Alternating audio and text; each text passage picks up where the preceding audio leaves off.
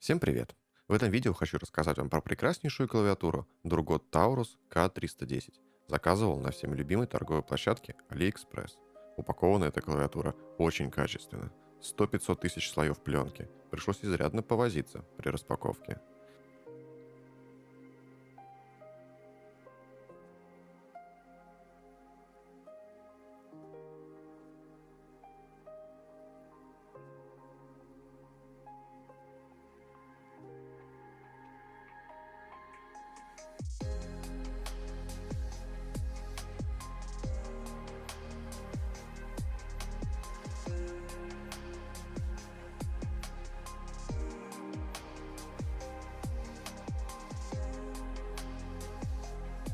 Нас встречает классическая инструкция с описанием продукта.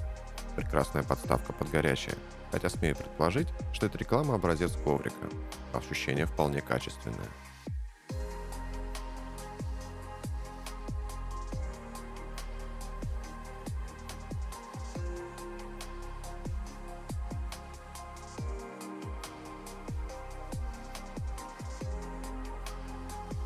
И вот, вуаля, перед нами наконец красуется клавиатура, бережно прикрытая довольно твердым пластиковым чехлом и мягким пакетом под ним.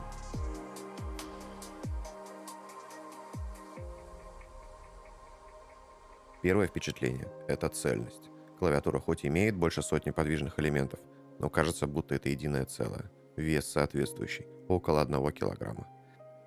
Минималистичный и цельный вид этой клавиатуры так и манит начать ей пользоваться незамедлительно. Раскладка по типу ANSI, где основным отличием является узкий Enter. Также обратите внимание, что на кейкапах нет кириллицы.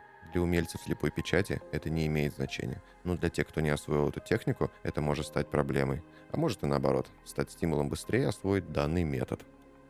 С обратной стороны клавиатуры ножки, которые можно установить в две позиции, и канавки для укладки кабеля. Но на этом распаковка еще не закончена. В комплекте идут еще множество аксессуаров и приятностей. Два кабеля USB, стяжка, наклейка и проволочный пуллер.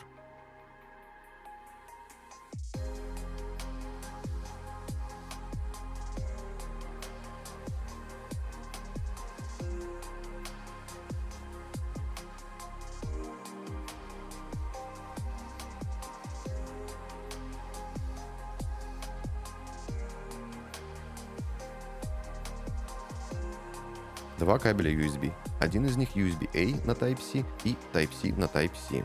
Провод в меру толстый, в меру мягкий и не имеет эффекта памяти.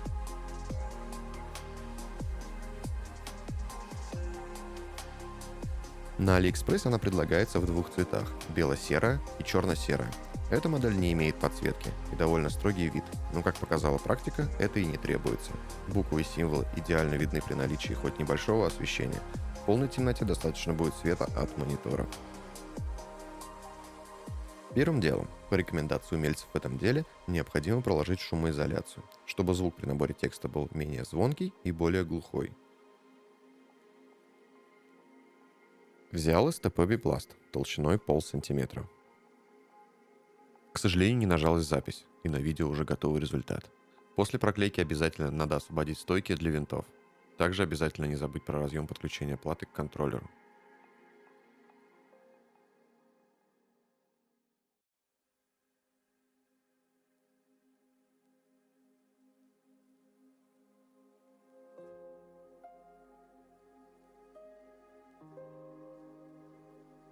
Предлагаю ознакомиться с процессом обратной сборки в ускоренном варианте.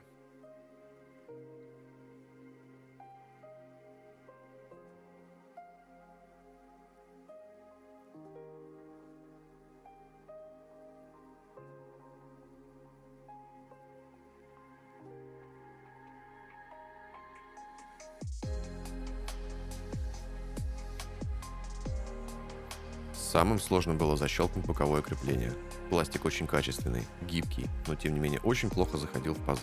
Пришлось изрядно повозиться, не хотелось поломать защелки. В итоге я смог это сделать. Главным секретом была последовательность и терпение.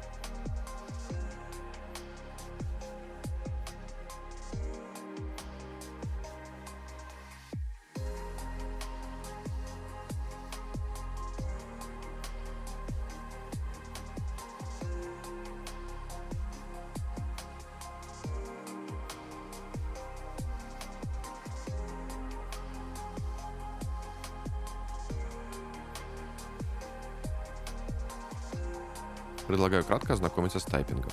Заранее извиняюсь за качество, оно тут не главное. Спасибо за просмотр, всем удачи!